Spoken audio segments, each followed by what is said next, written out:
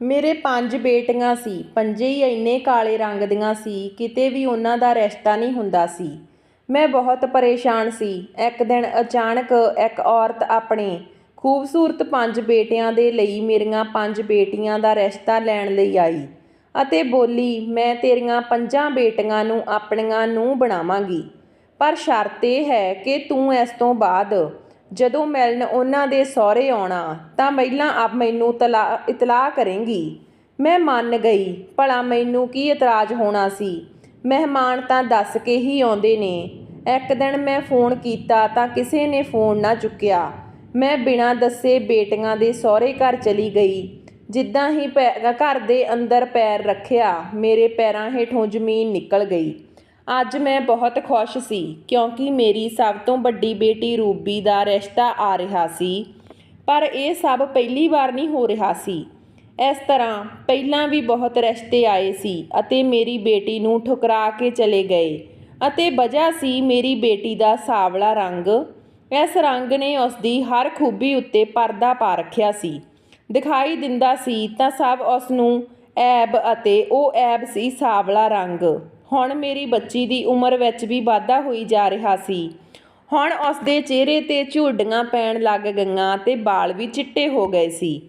ਮੇਰੇ ਇੱਕ ਬੇਟੀ ਹੁੰਦੀ ਤਾਂ ਵੀ ਮੈਨੂੰ ਇਹ ਗਮ ਅੰਦਰੋਂ ਅੰਦਰੀ ਨਾ ਖਾ ਰਿਹਾ ਹੁੰਦਾ। ਰੱਬ ਨੇ ਤਾਂ ਮੈਨੂੰ 5 ਰਹਿਮਤਾਂ ਦਿੱਤੀਆਂ ਸੀ, ਜਿਨ੍ਹਾਂ ਨੂੰ ਜ਼ਮਾਨੇ ਵਾਲਿਆਂ ਨੇ ਜ਼ਹਿਮਤਾਂ ਬਣਾ ਦਿੱਤਾ ਸੀ। ਮੇਰੀਆਂ 5 ਬੇਟੀਆਂ ਕਾਲੀਆਂ ਸੀ। ਮੈਂ ਤਾਂ ਹੁਣ ਕਿਸੇ ਚਮਤਕਾਰ ਨੂੰ ਉਡੀਕ ਰਹੀ ਸੀ। ਹੋਇਆ ਇੱਦਾਂ ਕਿ ਰਿਸ਼ਤੇ ਵਾਲੀ ਔਰਤ ਸਾਡੇ ਘਰ ਆਈ। ਬੜੀ ਤਸੱਲੀ ਨਾਲ ਚਾਹ ਪੀਤੀ, ਨਾਸ਼ਤਾ ਕੀਤਾ। ਕਹਿਣ ਦਾ ਮਤਲਬ ਚੰਗੀ ਤਰ੍ਹਾਂ ਪੇਟ ਪੂਜਾ ਕਰਕੇ ਆਖਿਰ ਉਸ ਨੂੰ ਖਿਆਲ ਆ ਹੀ ਗਿਆ ਕਿ ਉਹ ਤਾਂ ਲੜਕੀ ਵੇਖਣ ਆਈ ਸੀ। ਉਹ ਔਰਤ ਬੋਲੀ, ਭੈਣ ਲਿਆਓ ਆਪਣੀ ਬੇਟੀ ਨੂੰ। ਮੈਂ ਜਲਦੀ ਨਾਲ ਉੱਠ ਕੇ ਕਮਰੇ ਵਿੱਚ ਚਲੀ ਗਈ। ਜਦੋਂ ਮੈਂ ਸਜੀ ਸਬਰੀ ਰੂਬੀ ਨੂੰ ਆਪਣੇ ਨਾਲ ਬਾਹਰ ਲੈ ਕੇ ਆਈ, ਉਸ ਔਰਤ ਨੇ ਮੇਰੀ ਬੱਚੀ ਨੂੰ ਦੇਖਿਆ ਅਤੇ ਬੋਲੀ, ਭੈਣ ਮੈਂ ਤਾਂ ਬੱਚੀ ਦਾ ਬੋਲਿਆ ਸੀ, ਪੱਕੀ ਉਮਰ ਦੀ ਲੜਕੀ ਦਾ ਨਹੀਂ। ਦਰਅਸਲ ਮੇਰੇ ਬੇਟੇ ਦਾ ਅਤੇ ਤੁਹਾਡੀ ਬੇਟੀ ਦਾ ਕੋਈ ਜੋੜ ਹੀ ਨਹੀਂ ਬਣਦਾ। ਇਹ ਗੱਲ ਸੁਣਦੇ ਹੀ ਰੂਬੀ ਇੱਕਦਮ ਗੁੱਸੇ ਨਾਲ ਬੋਲਣ ਲੱਗ ਪਈ। ਸਾਡੇ ਘਰੋਂ ਮੁਫਤ ਦੀਆਂ ਚੀਜ਼ਾਂ ਖਾਣ ਤੋਂ ਪਹਿਲਾਂ ਸੋਚਣਾ ਚਾਹੀਦਾ ਸੀ। ਲੜਕੇ ਵਾਲਿਆਂ ਨੇ ਤਾਂ ਇਹ ਆਪਣਾ ਵਤੀਰਾ ਹੀ ਬਣਾ ਲਿਆ ਸੀ ਕਿ ਲੜਕੀ ਵੇਖਣ ਜਾਓ, ਗਰੀਬ ਮਾਂ-ਬਾਪ 'ਤੇ ਬੋਝ ਬਣੋ ਅਤੇ ਉਹਨਾਂ ਦੇ ਮੂੰਹ 'ਤੇ ਉਹਨਾਂ ਦੀ ਬੇਟੀ ਦੀਆਂ ਕਮੀਆਂ ਗਿਣਵਾ ਕੇ ਬਾਹਰ ਨਿਕਲ ਜਾਓ। ਕੋਈ ਸ਼ਰਮ ਹਯਾ ਨਾਮ ਦੀ ਚੀਜ਼ ਵੀ ਹੈ ਤੁਹਾਡੇ ਵਿੱਚ? ਫਿਰ ਰੂਬੀ ਨੇ ਗੁੱਸੇ ਦਾ ਰੁੱਖ ਉਸ ਰਿਸ਼ਤੇ ਕਰਵਾਉਣ ਵਾਲੀ ਮਾਸੀ ਦੇ ਵੱਲ ਕੀਤਾ। ਉਹ ਬੋਲੀ, ਤੁਸੀਂ ਪਿਛਲੇ 7 ਸਾਲਾਂ ਤੋਂ ਮੇਰੇ ਲਈ ਰਿਸ਼ਤਾ ਲੱਭ ਰਹੀ ਹੋ। ਤੁਹਾਨੂੰ ਅਜੇ ਤੱਕ ਪਤਾ ਹੀ ਨਹੀਂ ਚੱਲਿਆ ਕਿ ਸਾਡੀ ਹੈਸੀਅਤ ਕੀ ਆ, ਮੇਰੀ ਉਮਰ ਕਿੰਨੀ ਆ, ਕੁਝ ਵੀ ਨਹੀਂ ਪਤਾ ਤੁਹਾਨੂੰ। ਮੇਰੀ ਮੰਨੋ ਤਾਂ ਤੁਸੀਂ ਦੋਨੋਂ ਦਫਾ ਹੋ ਜਾਓ, ਨਹੀਂ ਤਾਂ ਮੈਂ ਉਹ ਹਸ਼ਰ ਕਰੂੰਗੀ ਕਿ ਦੁਬਾਰਾ ਰਿਸ਼ਤਾ ਵੇਖਣ ਦੇ ਕਾਬਲ ਨਹੀਂ ਰਹੋਗੀਆਂ। ਉਸ ਔਰਤ ਨੇ ਕੰਨਾਂ ਨੂੰ ਹੱਥ ਲਾਏ ਤੇ ਬੋਲੀ, ਹਾਏ ਤੌਬਾ ਤੌਬਾ, ਕਿੱਡੀ ਲੰਬੀ ਜ਼ੁਬਾਨ ਹੈ ਇਸ ਲੜਕੀ ਦੀ। ਕੋਈ ਤਮੀਜ਼ ਨਾਮ ਦੀ ਚੀਜ਼ ਹੀ ਨਹੀਂ। ਕਿਹੋ ਜਿਹੇ ਬਦਤਮੀਜ਼ਾਂ ਦੇ ਘਰ ਲੈ ਆਈ ਮੈਨੂੰ। ਉਹ ਦੋਨੋਂ ਔਰਤਾਂ ਬਾਹਰ ਨਿਕਲ ਗਈਆਂ ਤੇ ਰੂਬੀ ਜ਼ਮੀਨ 'ਤੇ ਬੈਠ ਕੇ ਰੋਣ ਲੱਗੀ। ਮੈਂ ਆਪਣੀ ਬੱਚੀ ਦੀ ਪਰਵਰਿਸ਼ ਬਹੁਤ ਵਧੀਆ ਕੀਤੀ ਸੀ, ਪਰ ਕਿਸੇ ਵੀ ਬੱਚੀ ਨੇ ਅੱਜ ਤੱਕ ਕਿਸੇ ਦੇ ਸਾਹਮਣੇ ਉੱਚੀ ਆਵਾਜ਼ ਵਿੱਚ ਗੱਲ ਨਹੀਂ ਕੀਤੀ ਸੀ। ਪਰ ਜੇਕਰ ਮੇਰੀ ਬੱਚੀ ਕੋਈ ਜਜ਼ਬਾਤ ਵਿੱਚ ਆ ਵੀ ਜਾਂਦੀ ਤਾਂ ਮੈਂ ਉਸ ਨੂੰ ਟੋਕ ਦਿੰਦੀ, ਪਰ ਅੱਜ ਮੈਂ ਉਸ ਨੂੰ ਨਹੀਂ ਟੋਕਿਆ। ਆਖਰ ਉਹ ਵੀ ਤਾਂ ਇੱਕ ਇਨਸਾਨ ਸੀ। 7 ਸਾਲਾਂ ਤੋਂ ਉਹ ਇਨਕਾਰ ਹੀ ਬਰਦਾਸ਼ਤ ਕਰਦੀ ਆ ਰਹੀ ਸੀ। ਮੈਂ ਰੂਬੀ ਦੇ ਸਿਰ 'ਤੇ ਹੱਥ ਫੇਰਿਆ ਤੇ ਕਿਹਾ, ਸਭ ਠੀਕ ਹੋ ਜਾਵੇਗਾ। ਹੁਣ ਆ ਜੋ ਸਮੋਸੇ ਅਤੇ ਚਾਹ ਬਚੇ ਹਨ, ਇਹ ਸਭ ਭੈਣਾਂ ਮਿਲ ਕੇ ਖਾ ਲਵੋ। ਸਾਡੇ ਘਰ ਜਦੋਂ ਵੀ ਕੋਈ ਇਨਕਾਰ ਕਰ ਜਾਂਦਾ ਸੀ ਤਾਂ ਸੋਗ ਦੀ ਲਹਿਰ ਛਾ ਜਾਂਦੀ ਸੀ। ਮੈਂ ਆਪਣੀਆਂ ਬੇਟੀਆਂ ਦੇ ਗਲੇ ਲੱਗ ਕੇ ਰੋਂਦੀ। ਮੈਂ ਉਹਨਾਂ ਨੂੰ ਕਹਿੰਦੀ, ਅਰਦਾਸ ਕਰੋ ਕਿ ਪ੍ਰਮਾਤਮਾ ਤੁਹਾਡੇ ਨਸੀਬ ਖੋਲ੍ਹ ਦੇਵੇ। ਪਰ ਅੱਜ ਮੈਂ ਬਿਲਕੁਲ ਵੀ ਨਾ ਰੋਈ ਸੀ। ਸ਼ਾਇਦ ਇਸ ਕਰਕੇ ਮੇਰੀਆਂ ਬੱਚੀਆਂ ਵੀ ਇੰਨੀਆਂ ਦੁਖੀ ਨਹੀਂ ਸੀ। ਰੂਬੀ ਹੱਸ ਕੇ ਬੋਲੀ, ਮੈਂ ਤਾਂ 2 ਸਮੋਸੇ ਖਾਵਾਂਗੀ ਕਿਉਂਕਿ ਮੈਂ ਸਭ ਤੋਂ ਜ਼ਿਆਦਾ ਮਿਹਨਤ ਕੀਤੀ ਸੀ। ਉਹ ਲੜਕੀਆਂ ਆਪਸ ਵਿੱਚ ਮਸ਼ਰੂਫ ਹੋ ਚੁੱਕੀਆਂ ਸੀ। ਫਿਰ ਮੈਨੂੰ ਅਹਿਸਾਸ ਹੋਇਆ ਕਿ ਜੇ ਲੋਕਾਂ ਨੇ ਮੇਰੀਆਂ ਬੇਟੀਆਂ ਦੇ ਨਾਲ ਬੁਰਾ ਕੀਤਾ ਹੈ ਤਾਂ ਮੈਂ ਵੀ ਉਹਨਾਂ ਨਾਲ ਘੱਟ ਬੁਰਾ ਨਹੀਂ ਕੀਤਾ। ਮੈਂ ਵੀ ਉਹਨਾਂ ਨੂੰ ਪਰੇਸ਼ਾਨ ਕੀਤਾ ਸੀ। ਅੱਜ ਜਦੋਂ ਮੈਂ ਇਹ ਮਾਮਲਾ ਰੱਬ ਉੱਤੇ ਛੱਡ ਦਿੱਤਾ ਤਾਂ ਖੁਦ ਵੀ ਸਕੂਨ ਨਾਲ ਬੈਠ ਗਈ ਤੇ ਬੱਚੀਆਂ ਵੀ ਖੁਸ਼ ਹੋ ਗਈਆਂ ਸੀ। ਉਦੋਂ ਹੀ ਸਾਡੇ ਦਰਵਾਜ਼ੇ 'ਤੇ ਦਸਤਕ ਹੋਈ ਅਤੇ ਮੈਂ ਜਲਦੀ ਨਾਲ ਜਾ ਕੇ ਦਰਵਾਜ਼ਾ ਖੋਲ੍ਹ ਦਿੱਤਾ। ਸਾਹਮਣੇ ਦਾ ਨਜ਼ਾਰਾ ਜਿੱਥੇ ਹੈਰਾਨ ਕਰਨ ਵਾਲਾ ਸੀ, ਉੱਥੇ ਦਿਲਚਸਪ ਵੀ। ਸਾਡੇ ਗਰੀਬਖਾਨੇ ਦੇ ਸਾਹਮਣੇ ਦੋ ਗੱਡੀਆਂ ਖੜੀਆਂ ਹੋ ਗਈਆਂ, ਜਿਨ੍ਹਾਂ ਸਾਹਮਣੇ ਸ਼ਹਿਜ਼ਾਦੇ ਵਰਗੇ ਲੜਕੇ ਉਤਰੇ ਸੀ।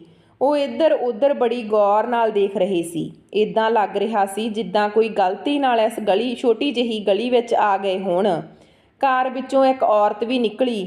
ਉਹ ਮੇਰੇ ਵੱਲ ਵਧੀ ਅਤੇ ਬੋਲੀ, ਰੂਪਾ ਤੁਹਾਡਾ ਹੀ ਨਾਮ ਹੈ? ਮੈਂ ਜਲਦੀ ਨਾਲ ਇਸ ਗੱਲ 'ਤੇ ਸਿਰ ਹਿਲਾ ਦਿੱਤਾ ਤੇ ਬੋਲੀ, ਜੀ ਹਾਂ, ਮੈਂ ਹੀ ਰੂਪਾ ਹਾਂ।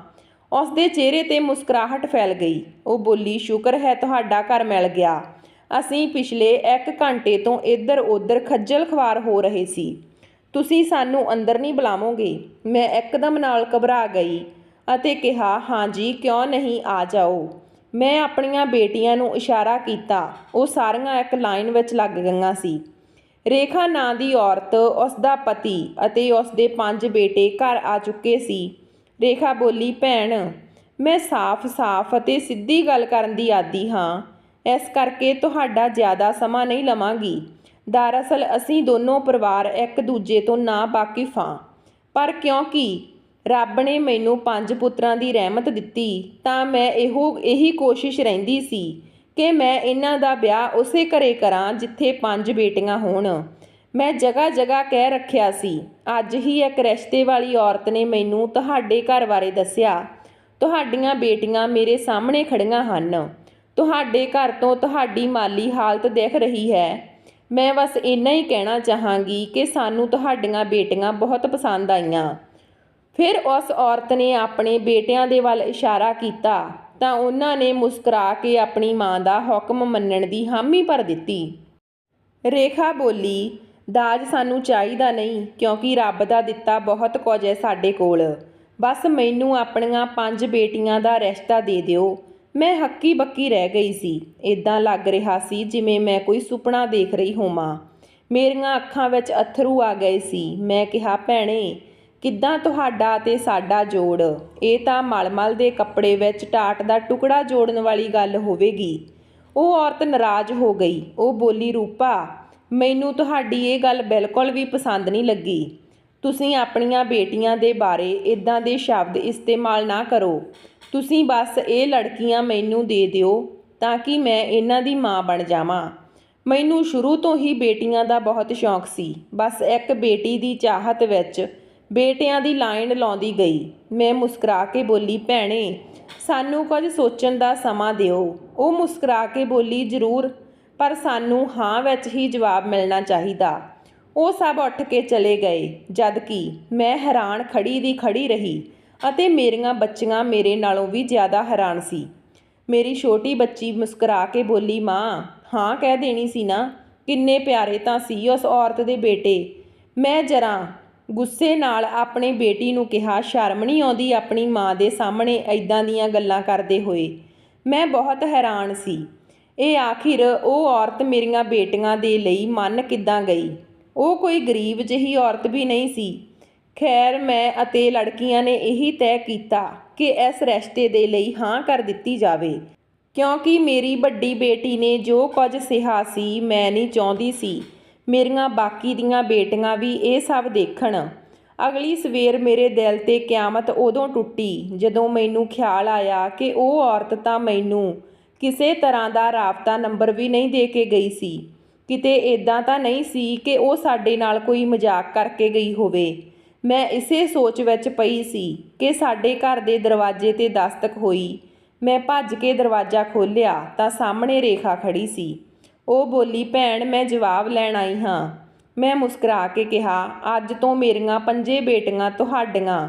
ਰੇਖਾ ਬਹੁਤ ਖੁਸ਼ ਹੋਈ। ਉਹ ਬੋਲੀ, ਸਾਨੂੰ ਸਾਰਿਆਂ ਨੂੰ ਵੀ ਇਹ ਰਿਸ਼ਤਾ ਦਿਲ ਜਾਨ ਤੋਂ ਕਬੂਲ ਹੈ, ਪਰ ਸਾਡੀ ਇੱਕ ਛੋਟੀ ਜਿਹੀ ਸ਼ਰਤ ਹੈ। ਸ਼ਰਤ ਦਾ ਨਾਮ ਸੁਣ ਕੇ ਮੈਂ ਅੰਦਰੋਂ ਅੰਦਰੀ ਹਿੱਲ ਗਈ ਸੀ ਕਿ ਨਾ ਜਾਣੇ ਉਹ ਔਰਤ ਕੀ ਸ਼ਰਤ ਰੱਖ ਦੇਵੇਗੀ ਅਤੇ ਸਾਡੇ ਸਾਰੇ ਸੁਪਨੇ ਚਕਨਾਚੂਰ ਹੋ ਕੇ ਰਹਿ ਜਾਣਗੇ। ਮੈਂ ਕਿਹਾ, ਜੀ ਦੱਸੋ, ਕੀ ਸ਼ਰਤ ਆ? ਰੇਖਾ ਬੋਲੀ, ਤੁਸੀਂ ਕਦੇ ਵੀ ਆਪਣੀਆਂ ਬੇਟੀਆਂ ਨੂੰ ਮਿਲਣ ਬਿਨਾਂ ਦੱਸੇ ਨਹੀਂ ਆਉਂਗੇ, ਹਮੇਸ਼ਾ ਫੋਨ ਕਰਕੇ ਸਾਨੂੰ ਦੱਸ ਕੇ ਹੀ ਆਉਂਗੇ। ਮੈਂ ਹੱਸ ਪਈ ਤੇ ਕਿਹਾ, ਬਸ ਇੰਨੀ ਕੁ ਗੱਲ? ਤੁਸੀਂ ਤਾਂ ਮੈਨੂੰ ਪਰੇਸ਼ਾਨ ਕਰ ਦਿੱਤਾ। ਮੈਂ ਸੋਚਿਆ ਨਾ ਜਾਣੇ ਤੁਸੀਂ ਕੀ ਸ਼ਰਤ ਰੱਖਣ ਵਾਲੇ ਹੋ। ਉਹ ਔਰਤ ਹੱਸਣ ਲੱਗ ਪਈ ਤੇ ਖੁਸ਼ੀ-ਖੁਸ਼ੀ ਵਿਆਹ ਦੀ ਤਰੀਕ ਦੇ ਕੇ ਆਪਣੇ ਘਰ ਚਲੀ ਗਈ। ਉਸਨੇ ਸੋਮਵਾਰ ਦੀ ਤਰੀਕ ਦਿੱਤੀ ਸੀ ਤੇ ਸਾਡੇ ਕੋਲੋਂ ਇਹ ਖੁਸ਼ੀ ਸੰਭਾਲੀ ਨਹੀਂ ਜਾ ਰਹੀ ਸੀ। ਮੈਂ ਤਾਂ ਇਸ ਗੱਲ ਤੋਂ ਉਦਾਸ ਸੀ ਕਿ ਥੋੜ੍ਹੇ ਦਿਨਾਂ 'ਚ ਹੀ ਮੇਰਾ ਭਰਿਆ ਭਰਾਇਆ ਘਰ ਖਾਲੀ ਹੋ ਜਾਵੇਗਾ। ਵੇਖਦੇ ਹੀ ਵੇਖਦੇ ਇੰਤਜ਼ਾਰ ਦੀਆਂ ਘੜੀਆਂ ਖਤਮ ਹੋ ਗਈਆਂ ਸੀ। ਰੱਖੀ ਤਰੀਕ ਤੇ ਮੇਰੀਆਂ ਬੇਟੀਆਂ ਦੇ ਵਿਆਹ ਹੋ ਚੁੱਕੇ ਸੀ। ਉਹ ਵਿਦਾ ਹੋ ਕੇ ਆਪਣੇ ਘਰ ਚਲੀਆਂ ਗਈਆਂ। ਮੈਂ ਪਰਮਾਤਮਾ ਦਾ ਲੱਖ ਲੱਖ ਸ਼ੁਕਰਾਨਾ ਕੀਤਾ ਸੀ। ਰੇਖਾ ਨੇ ਕਿਹਾ ਸੀ ਕਿ ਤੁਸੀਂ ਬੇਫਿਕਰ ਰਹੋ, ਇਹ ਹੁਣ ਸਾਡੀਆਂ ਹੋ ਗਈਆਂ। ਮੈਂ ਵਿਆਹ ਦੇ ਅਗਲੇ ਦਿਨ ਆਪਣੀਆਂ ਬੇਟੀਆਂ ਨੂੰ ਮਿਲਣ ਜਾਣਾ ਸੀ। ਇਸ ਕਰਕੇ ਰੇਖਾ ਦੇ ਫੋਨ 'ਤੇ ਕਈ ਫੋਨ ਕੀਤੇ, ਪਰ ਹਰ ਵਾਰ ਨੰਬਰ ਬੰਦ ਹੀ ਆ ਰਿਹਾ ਸੀ, ਕਿਉਂਕਿ ਸਾਡੇ ਇੱਧਰ ਰਿਵਾਜ ਸੀ ਕਿ ਵਿਆਹ ਦੇ ਅਗਲੇ ਦਿਨ ਲੜਕੇ ਵਾਲੇ ਫੇਰਾ ਪਾਉਣ ਆਉਂਦੇ ਹਨ, ਪਰ ਉਹਨਾਂ ਨੇ ਪਹਿਲਾਂ ਹੀ ਮਨਾ ਕਰ ਦਿੱਤਾ ਸੀ। ਇਸ ਕਰਕੇ ਮੈਂ ਸੋਚਿਆ ਕਿ ਮੈਂ ਹੀ ਜਾ ਕੇ ਆਪਣੀਆਂ ਬੇਟੀਆਂ ਨੂੰ ਮਿਲ ਆਉਂਦੀ ਹਾਂ। ਫੋਨ ਨਹੀਂ ਮਿਲਿਆ ਸੀ ਤਾਂ ਮੈਂ ਰਿਕਸ਼ੇ ਵਿੱਚ ਬੈਠ ਕੇ ਰੇਖਾ ਦੇ ਆਲੀਸ਼ਾਨ ਘਰ ਪਹੁੰਚ ਗਈ ਸੀ। ਮੈਂ ਚੌਕੀਦਾਰ ਨੂੰ ਕਿਹਾ ਕਿ ਮੈਂ ਆਪਣੀਆਂ ਬੇਟੀਆਂ ਨੂੰ ਮਿਲਣ ਆਈ ਹਾਂ। ਚੌਕੀਦਾਰ ਘਰ ਦੇ ਅੰਦਰ ਇਜਾਜ਼ਤ ਲੈਣ ਚਲਿਆ ਗਿਆ, ਪਰ ਵਾਪਸ ਆ ਕੇ ਬੋਲਿਆ ਕਿ ਰੇਖਾ ਮੇਮ ਸਾਹਿਬ ਨੇ ਇਜਾਜ਼ਤ ਨਹੀਂ ਦਿੱਤੀ। ਉਹ ਕਹਿ ਰਹੀ ਹੈ ਕਿ ਵਿਆਹ ਤੋਂ ਪਹਿਲਾਂ ਅਸੀਂ ਸਿਰਫ ਇੱਕ ਹੀ ਸ਼ਰਤ ਰੱਖੀ ਸੀ, ਤੁਸੀਂ ਤਾਂ ਉਹ ਵੀ ਨਹੀਂ ਨਿਭਾਈ। ਤੁਸੀਂ ਘਰ ਜਾ ਕੇ ਫੋਨ 'ਤੇ ਮੇਰੇ ਕੋਲੋਂ ਇਜਾਜ਼ਤ ਲਵੋ, ਤਾਂ ਹੀ ਤੁਹਾਨੂੰ ਤੁਹਾਡੀਆਂ ਬੇਟੀਆਂ ਦੇ ਨਾਲ ਮਿਲਣ ਦੇਵਾਂਗੇ।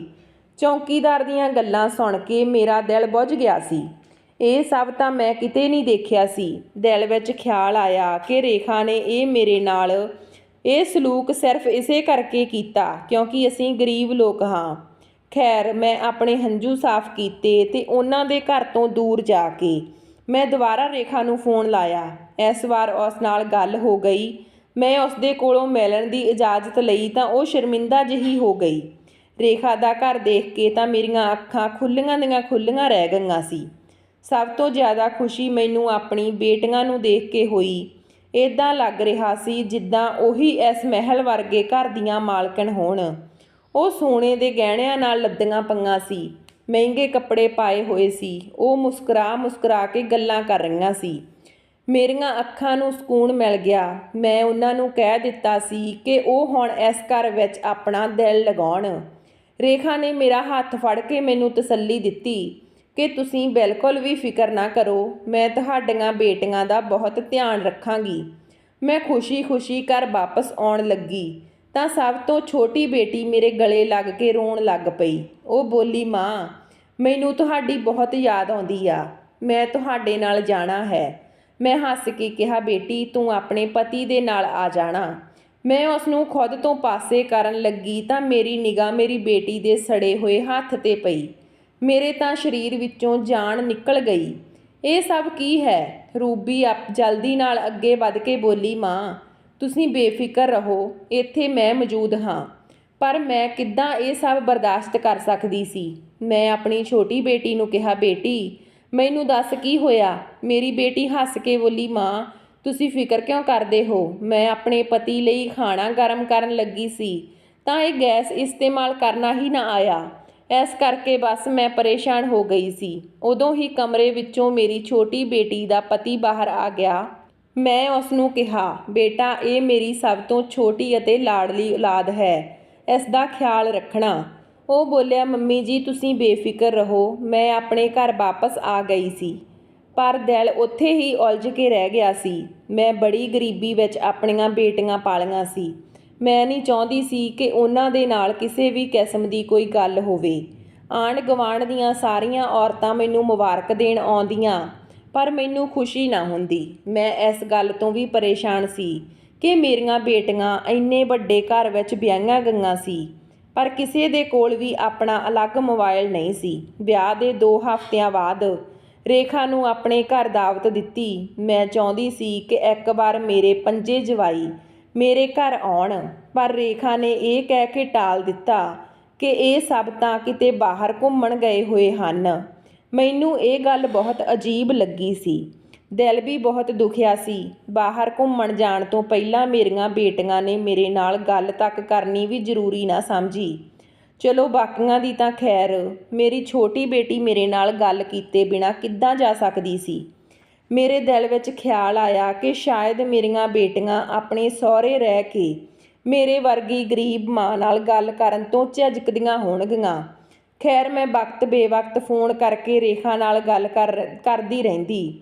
ਉਹ ਕਹਿੰਦੀ ਹੁੰਦੀ ਸੀ, ਭੈਣ ਫਿਕਰ ਨਾ ਕਰ, ਤੇਰੀਆਂ ਬੇਟੀਆਂ ਆਪਣੇ ਆਪਣੇ ਪਤੀਆਂ ਨਾਲ ਬਹੁਤ ਖੁਸ਼ ਹਨ। ਉਹ ਅਜੇ ਤੱਕ ਵਾਪਸ ਨਹੀਂ ਆਈਆਂ ਹਨ। ਇੱਦਾਂ ਹੀ ਕਰਦੇ ਕਰਾਉਂਦੇ 2 ਮਹੀਨਿਆਂ ਦਾ ਸਮਾਂ ਬੀਤ ਗਿਆ ਸੀ। ਹੁਣ ਮੇਰੇ ਦਿਲ ਦਿਮਾਗ ਵਿੱਚ ਘੰਟੀਆਂ ਵੱਜਣ ਲੱਗੀਆਂ ਸੀ। ਮੈਂ ਸੋਚਿਆ ਹੁਣ ਬਹੁਤ ਹੋ ਗਿਆ, ਮੈਂ ਹਰ ਹਾਲ ਵਿੱਚ ਆਪਣੀਆਂ ਬੇਟੀਆਂ ਨੂੰ ਮਿਲ ਕੇ ਰਹਾਂਗੀ। ਇਸ ਕਰਕੇ ਮੈਂ ਬਿਨਾਂ ਦੱਸੇ ਹੀ ਰੇਖਾ ਦੇ ਘਰ ਚੱਲ ਪਈ। ਚੌਂਕੀਦਾਰ ਨੇ ਮੈਨੂੰ ਦੇਖਿਆ ਤਾਂ ਬੋਲਿਆ, ਮੈਂ ਘਰੋਂ ਇਜਾਜ਼ਤ ਲੈ ਕੇ ਤੁਹਾਨੂੰ ਦੱਸਦਾ ਹਾਂ। ਮੈਂ ਇੱਕਦਮ ਨਾਲ ਚੌਂਕੀਦਾਰ ਦੇ ਕਦਮਾਂ ਵਿੱਚ ਡਿੱਗ ਪਈ ਤੇ ਰੋਂਦੀ ਹੋਈ ਬੋਲੀ, ਤੈਨੂੰ ਰੱਬ ਦਾ ਵਾਸਤਾ ਮੈਨੂੰ ਅੱਜ ਨਾ ਰੋਕ। ਜੇ ਅੱਜ ਮੈਂ ਆਪਣੀਆਂ ਬੱਚੀਆਂ ਨੂੰ ਨਾ ਮਿਲੀ ਤਾਂ ਮੈਂ ਮਰ ਜਾਵਾਂਗੀ। ਉਹ ਚੌਂਕੀਦਾਰ ਬਹੁਤ ਪਰੇਸ਼ਾਨ ਹੋ ਗਿਆ ਸੀ। ਉਹ ਬੋਲਿਆ, ਭੈਣੇ ਜੇ ਮੈਂ ਤੈਨੂੰ ਅੰਦਰ ਭੇਜ ਦਿੱਤਾ ਤਾਂ ਮੇਰੀ ਨੌਕਰੀ ਚਲੀ ਜਾਊਗੀ। ਜੇ ਤੁਸੀਂ ਰੱਬ ਦਾ ਵਾਸਤਾ ਦੇ ਦਿੱਤਾ ਹੈ ਤਾਂ ਮੈਂ ਰੱਬ ਦੇ ਨਾਮ 'ਤੇ ਆਪਣੀ ਨੌਕਰੀ ਕੁਰਬਾਨ ਕਰਦਾ ਹਾਂ। ਜਾਓ ਜਾ ਕੇ ਮਿਲ ਲਓ ਆਪਣੀਆਂ ਬੇਟੀਆਂ ਨੂੰ। ਮੈਂ ਜਲਦੀ ਨਾਲ ਘਰ ਦੇ ਵੱਲ ਭੱਜੀ ਗਈ ਸੀ। ਮੈਂ ਅੰਦਰ ਦਾਖਲ ਹੋਈ ਤਾਂ ਸਾਹਮਣੇ ਦਾ ਮੰਜ਼ਰ ਦੇਖ ਕੇ ਮੇਰੀ ਤਾਂ ਰੂਹ ਕੰਬ ਗਈ ਸੀ। ਮੇਰੀਆਂ ਬੇਟੀਆਂ ਨੌਕਰਾਣੀਆਂ ਦੇ ਵਾਂਗ ਕੰਮ ਕਰ ਰਹੀਆਂ ਸੀ। ਉਹਨਾਂ ਦੇ ਪੁਰਾਣੇ ਜਿਹੇ ਕੱਪੜੇ ਪਾਏ ਹੋਏ ਸੀ। ਇੱਕ ਦੇ ਹੱਥ ਵਿੱਚ ਝਾੜੂ ਸੀ ਤੇ ਦੂਜੀ ਰਸੋਈ ਵਿੱਚ ਲੱਗੀ ਹੋਈ ਸੀ। ਮੇਰੀ ਛੋਟੀ ਬੇਟੀ ਆਪਣੇ ਪਤੀ ਦੇ ਨਾਲ ਸੋਫੇ 'ਤੇ ਬੈਠੀ ਸੀ, ਪਰ ਉਹ ਵੀ ਬਹੁਤ ਘਬਰਾਈ ਹੋਈ ਸੀ। ਬਾਰ-ਬਾਰ ਆਪਣੀ ਸੱਸ ਵੱਲ ਵੇਖ ਰਹੀ ਸੀ। ਮੈਂ ਇੱਕਦਮ ਨਾਲ ਗੱਜ ਕੇ ਬੋਲੀ, ਇਹ ਸਭ ਕੀ ਹੋ ਰਿਹਾ? ਇੱਥੇ ਸਾਰੇ ਮੇਰੇ ਵੱਲ ਦੇਖਣ ਲੱਗ ਪਏ। ਮੇਰੀ ਛੋਟੀ ਬੇਟੀ ਭੱਜ ਕੇ ਮੇਰੇ ਵੱਲ ਆਈ ਤੇ ਮੈਨੂੰ ਲਿਪਟ ਕੇ ਰੋਣ ਲੱਗ ਪਈ। ਮੇਰੀਆਂ ਬਾਕੀ ਬੱਚੀਆਂ ਵੀ ਮੇਰੇ ਨਾਲ ਆ ਕੇ ਲਿਪਟ ਕੇ ਰੋਣ ਲੱਗੀਆਂ। ਮੈਂ ਗੁੱਸੇ ਵਿੱਚ ਲਲਕਾਰ ਕੇ ਬੋਲੀ, ਰੇਖਾ ਤੈਨੂੰ ਸ਼ਰਮ ਨਹੀਂ ਆਈ? ਤੂੰ ਮੇਰੇ ਕੋਲੋਂ ਮੇਰੀਆਂ ਬੇਟੀਆਂ ਦੂਰ ਕਰ ਦਿੱਤੀਆਂ, ਆਪਣੇ ਘਰ ਲਿਆ ਕੇ ਇਹਨਾਂ ਨੂੰ ਨੌਕਰਾਣੀਆਂ ਬਣਾ ਦਿੱਤਾ। ਕਿਸ ਚੀਜ਼ ਦੀ ਕਮੀ ਸੀ ਤੇਰੇ ਕੋਲ? ਕੀ ਹੁੰਦਾ ਸੀ ਜੇ ਤੂੰ ਤਨਖਾਹ 'ਤੇ ਕਿਸੇ ਨੂੰ ਕੰਮ 'ਤੇ ਰੱਖ ਲੈਂਦੀ? ਪਰ ਹੁਣ ਬਸ, ਮੈਂ ਬਿਲਕੁਲ ਵੀ ਬਰਦਾਸ਼ਤ ਨਹੀਂ ਕਰਾਂਗੀ। ਮੈਂ ਲੈ ਕੇ ਜਾ ਰਹੀ ਹਾਂ ਆਪਣੀਆਂ ਬੇਟੀਆਂ ਨੂੰ ਇੱਥੋਂ। ਇੱਕ ਗੱਲ ਯਾਦ ਰੱਖੀ, ਮੈਂ ਇਹਨਾਂ ਦਾ ਤਲਾਕ ਲੈ ਕੇ ਹੀ ਰਹਾਂਗੀ। ਰੇਖਾ ਇੱਕਦਮ ਨਾਲ ਪਰੇਸ਼ਾਨ ਹੋ ਗਈ। ਉਸਨੇ ਮੇਰੇ ਅੱਗੇ ਹੱਥ ਜੋੜ ਦਿੱਤੇ। ਉਹ ਬੋਲੀ, ਰੂਪਾ ਇੰਨਾ ਵੱਡਾ ਫੈਸਲਾ ਕਰਨ ਤੋਂ ਪਹਿਲਾਂ ਇੱਕ ਵਾਰ ਮੇਰੀ ਗੱਲ ਸੁਣ ਲਾ। ਜਿਸ ਤਰ੍ਹਾਂ ਤੂੰ ਮਮਤਾ ਦੇ ਹੱਥੋਂ ਮਜਬੂਰ ਹੋ ਕੇ ਵੀ ਮਜਬੂਰ ਸੀ, ਇਹ ਸਭ ਮੈਂ ਵੀ ਮਜਬੂਰੀ ਵਿੱਚ ਹੀ ਕੀਤਾ। ਦਰਅਸਲ ਗੱਲ ਇਹ ਹੈ ਕਿ ਜਦੋਂ ਮੈਂ 5 ਬੇਟਿਆਂ ਨੂੰ ਜਨਮ ਦਿੱਤਾ ਤਾਂ ਸਾਰਿਆਂ ਦੀਆਂ ਨਜ਼ਰਾਂ ਮੈਨੂੰ ਲੱਗ ਗਈਆਂ ਸੀ। ਉਦੋਂ ਮੈਂ ਬੁਰੀ ਤਰ੍ਹਾਂ ਨਜ਼ਰਾਂ ਨਾਲ ਸ਼ਿਕਾਰ ਹੋ ਗਈ ਸੀ, ਪਰ ਇੱਕ ਔਰਤ ਨੇ ਮੇਰੇ ਅਤੇ ਮੇਰੇ ਬੇਟਿਆਂ ਉੱਪਰ ਕਾਲਾ ਜਾਦੂ ਕਰਵਾ ਦਿੱਤਾ ਸੀ। ਉਸ ਦਿਨ ਤੋਂ ਬਾਅਦ ਮੇਰੇ ਬੱਚਿਆਂ ਨੇ ਬਹੁਤ ਤਕਲੀਫਾਂ ਬਰਦਾਸ਼ਤ ਕੀਤੀਆਂ ਹਨ। ਇਹ ਸਭ ਹਰ ਵੇਲੇ ਬਿਮਾਰ ਰਹਿੰਦੇ ਸੀ। ਮੈਂ ਇੱਕ ਪੀਰ ਬਾਬੇ ਦੇ ਕੋਲ ਤੋੜ ਦੇ ਲਈ ਗਈ ਤਾਂ ਉਹਨਾਂ ਨੇ ਮੈਨੂੰ ਦੱਸਿਆ ਕਿ ਜੇ ਮੈਂ ਆਪਣੇ 5 ਬੇਟਿਆਂ ਦਾ ਵਿਆਹ ਸੋਮਵਾਰ ਦੇ ਦਿਨ ਇੱਦਾਂ ਦੇ ਘਰੇ ਕਰਾਂ ਜਿੱਥੇ 5 ਲੜਕੀਆਂ ਹੋਣ ਤਾਂ ਮੇਰੇ ਬੇਟਿਆਂ 'ਤੇ ਕੀਤਾ ਜਾਦੂ ਟੁੱਟ ਜਾਵੇਗਾ, ਨਹੀਂ ਤਾਂ ਮੇਰੇ 5 ਬੇਟੇ ਅੱਗੇ ਪਿੱਛੇ ਮਰ ਜਾਣਗੇ। ਪਰ ਤੂੰ ਖੁਦ ਹੀ ਸੋਚ, ਮੈਂ ਇੱਦਾਂ ਦਾ ਘਰ ਕਿੱਥੋਂ ਲੱਭਦੀ? ਪੀਰ ਬਾਬੇ ਨੇ ਕਿਹਾ ਸੀ ਕਿ ਉਹਨਾਂ ਲੜਕੀਆਂ ਨੂੰ ਵੀ ਪੂਰੇ ਸਾਲ ਦੇ ਲਈ ਘਰ ਵਿੱਚ ਹੀ ਰੱਖਣਾ ਹੋਵੇਗਾ, ਨਹੀਂ ਤਾਂ ਉਹਨਾਂ ਉੱਪਰ ਵੀ ਕਾਲਾ ਜਾਦੂ ਹੋ ਜਾਵੇਗਾ। ਮੈਂ ਬੜੀ ਮੁਸ਼ਕਲ ਨਾਲ ਇੱਦਾਂ ਦਾ ਘਰਾਣਾ ਲੱਭਿਆ ਸੀ ਜਿੱਥੇ 5 ਲੜਕੀਆਂ ਸੀ। ਰੂਪਾ ਤੂੰ ਖੁਦ ਵੇਖ, ਤੇਰੀਆਂ ਬੇਟੀਆਂ ਦਾ ਕੀ ਜੋੜ ਹੈ ਮੇਰੇ ਬੇਟਿਆਂ ਨਾਲ? ਨਹੀਂ ਨਾ, ਇਹ ਤਾਂ ਸਿਰਫ ਮੈਂ ਮਜਬੂਰੀ ਵਿੱਚ ਕੀਤਾ ਸੀ। 1 ਸਾਲ ਪੂਰਾ ਹੋਣ ਤੋਂ ਬਾਅਦ ਮੈਂ ਇਹਨਾਂ ਨੂੰ ਤਲਾਕ ਦਿਵਾ ਦੇਵਾਂਗੀ, ਪਰ ਉਦੋਂ ਤੱਕ ਤੂੰ ਇਹਨਾਂ ਨੂੰ ਇੱਥੇ ਹੀ ਰਹਿਣ ਦੇ। ਮੈਂ ਗੁੱਸੇ 'ਚ ਕਿਹਾ, ਤੈਨੂੰ ਇੱਦਾਂ ਦੀਆਂ ਗੱਲਾਂ ਕਰਦੇ ਸ਼ਰਮ ਆਉਣੀ ਚਾਹੀਦੀ ਆ। ਉਦੋਂ ਹੀ ਮੇਰੀ ਛੋਟੀ ਬੇਟੀ ਦਾ ਪਤੀ ਬੋਲਿਆ, ਮਾਂ ਮੈਂ ਤਾਂ ਆਪਣੀ ਪਤਨੀ ਨੂੰ ਹਰਗਿਜ਼ ਤਲਾਕ ਨਹੀਂ ਦੇਵਾਂਗਾ। ਮੇਰੀ ਪਤਨੀ ਵਿੱਚ ਕੋਈ ਐਬ ਨਹੀਂ ਹੈ। ਉਦੋਂ ਹੀ ਰੂਬੀ ਦਾ ਪਤੀ ਵੀ ਬੋਲਿਆ, ਮਾਂ ਮੈਂ ਇਹ ਸਭ ਇਸ ਕਰਕੇ ਬਰਦਾਸ਼ਤ ਕਰ ਰਿਹਾ ਸੀ ਕਿਉਂਕਿ ਤੁਸੀਂ ਕਾਲੇ ਜਾਦੂ ਦਾ ਤੋੜ ਕਰਨਾ ਸੀ, ਕਿਉਂਕਿ ਮੈਂ ਆਪਣੇ ਭਰਾਵਾਂ ਨੂੰ ਮਰਦੇ ਹੋਏ ਨਹੀਂ ਦੇਖ ਸਕਦਾ ਸੀ। ਪਰ ਇੱਕ ਗੱਲ ਯਾਦ ਰੱਖਣਾ, ਜਿੱਦਾਂ ਹੀ ਇਹ ਜਾਦੂ ਵਗੈਰਾ ਖਤਮ ਹੋਵੇਗਾ ਮੈਂ ਆਪਣੀ ਪਤਨੀ ਨੂੰ ਪੂਰੀ ਇੱਜ਼ਤ ਨਾਲ ਆਪਣੇ ਘਰ ਰੱਖਾਂਗਾ। ਰੇਖਾ ਦੇ ਬਾਕੀ ਬੇਟਿਆਂ ਨੇ ਵੀ ਮੇਰੇ ਸਾਹਮਣੇ ਹੱਥ ਜੋੜ ਦਿੱਤੇ। ਉਹ ਬੋਲੇ, ਅਸੀਂ ਵੀ ਸਿਰਫ ਇਸੇ ਕਰਕੇ ਚੁੱਪ ਸੀ ਕਿਉਂਕਿ ਅਸੀਂ ਜਾਦੂ ਦਾ ਤੋੜ ਚਾਹੁੰਦੇ ਸੀ, ਨਹੀਂ ਤਾਂ ਸਾਨੂੰ ਆਪਣੀਆਂ ਪਤਨੀਆਂ ਪਸੰਦ ਹਨ। ਉਸ ਦਿਨ ਰੇਖਾ ਨੇ ਮੇਰੇ ਕੋਲੋਂ ਮਾਫ਼ੀ ਮੰਗ ਲਈ ਸੀ। ਉਹ ਬੋਲੀ, ਰੂਪਾ, ਤੂੰ ਜਦੋਂ ਚਾਹੇ ਆਪਣੀਆਂ ਬੇਟੀਆਂ ਨੂੰ ਆ ਕੇ ਮਿਲ ਸਕਦੀ ਹੋ। ਬਸ ਥੋੜ੍ਹੇ ਮਹੀਨੇ ਹੋਰ ਰਹਿ ਗਏ ਹਨ, ਇਹਨਾਂ ਨੂੰ ਆਪਣੇ ਨਾਲ ਲੈ ਕੇ ਜਾਣਾ। ਮੈਂ ਆਪਣੀਆਂ ਬੇਟੀਆਂ ਨੂੰ ਪੁੱਛਿਆ ਤਾਂ ਉਹ ਬੋਲੀਆਂ, ਸਾਡੇ ਪਤੀ ਬਹੁਤ ਚੰਗੇ ਹਨ, ਉਹ ਤਾਂ ਬਸ ਆਪਣੀ ਮਾਂ ਦੀ ਖਾਤਰ ਚੁੱਪ ਰਹਿੰਦੇ ਹਨ। ਮੇਰੀਆਂ ਬੱਚੀਆਂ ਦਾ ਭਲਾ, ਮੈਂ ਉਹਨਾਂ ਦਾ ਘਰ ਕਿਉਂ ਖਰਾਬ ਕਰਦੀ। ਇਸ ਕਰਕੇ ਮੈਂ ਚੁੱਪਚਾਪ ਆਪਣੇ ਘਰ ਵਾਪਸ ਆ ਗਈ। ਮੇਰੀਆਂ ਬੱਚੀਆਂ ਨੂੰ ਮੋਬਾਈਲ ਫੋਨ ਵੀ ਦੇ ਦਿੱਤੇ ਗਏ ਸੀ। ਹੁਣ ਉਹ ਮੇਰੇ ਨਾਲ ਅਕਸਰ ਗੱਲਾਂ ਕਰਦੀਆਂ ਰਹਿੰਦੀਆਂ ਸੀ। ਮੈਂ ਵੀ ਵਕਤ ਬੇਵਕਤ ਆਉਂਦੀ ਜਾਂਦੀ ਰਹਿੰਦੀ ਸੀ ਕਿਉਂਕਿ ਰੇਖਾ ਜਾਣ ਗਈ ਸੀ ਕਿ ਮੇਰੀਆਂ ਬੱਚੀਆਂ ਲਵਾਰਸ ਨਹੀਂ ਹਨ। ਸੋ ਦੋਸਤੋ, ਅੱਜ ਕੱਲ੍ਹ ਦਾ ਜ਼ਮਾਨਾ ਹੀ ਇੱਦਾਂ ਦਾ ਹੈ। ਜੋ ਜਿੰਨਾ ਸ਼ਰੀਫ ਹੁੰਦਾ ਹੈ, ਲੋਕ ਉਸ ਨੂੰ ਹੀ ਦਬਾ ਕੇ ਰੱਖਦੇ ਹਨ। ਮੇਰੀ ਤਾਂ ਸਲਾਹ ਇਹੀ ਹੈ ਕਿ ਆਪਣੀਆਂ ਵਿਆਹੀਆਂ ਹੋਈਆਂ ਬੇਟੀਆਂ ਨੂੰ ਸਹੁਰਿਆਂ ਦੇ ਰਹਿਮੋ ਕਰਮ 'ਤੇ ਛੱਡਣ ਤੋਂ ਬਿਹਤਰ ਹੈ ਕਿ ਉਹਨਾਂ ਦੀ ਖਬਰਸਾਰ ਲੈਂਦੇ ਰਹਿਣਾ ਚਾਹੀਦਾ, ਤਾਂ ਕਿ ਸਹੁਰੇ ਪਰਿਵਾਰ ਵਾਲੇ ਉਹਨਾਂ ਨਾਲ ਬੁਰਾ ਕਰਨ ਤੋਂ ਪਹਿਲਾਂ 1000 ਵਾਰ ਸੋਚਣ। ਲਓ ਜੀ, ਇਹ ਸੀ ਸਾਡੀ ਅੱਜ ਦੀ ਕਹਾਣੀ। ਜੇ ਵਧੀਆ ਲੱਗੀ ਤਾਂ ਲਾਈਕ ਸ਼ੇਅਰ ਜ਼ਰੂਰ ਕਰਿਓ। ਜੇ ਚੈਨਲ 'ਤੇ ਪਹਿਲੀ ਵਾਰ ਹੋ ਤਾਂ ਚੈਨਲ ਨੂੰ ਸਬਸਕ੍ਰਾਈਬ ਕਰਿਓ। ਮਿਲਦੇ ਹਾਂ ਨਵੀਂ ਕਹਾਣੀ ਦੇ ਨਾਲ। ਤਦ ਤੱਕ ਸਤਿ ਸ਼੍ਰੀ ਅਕਾਲ।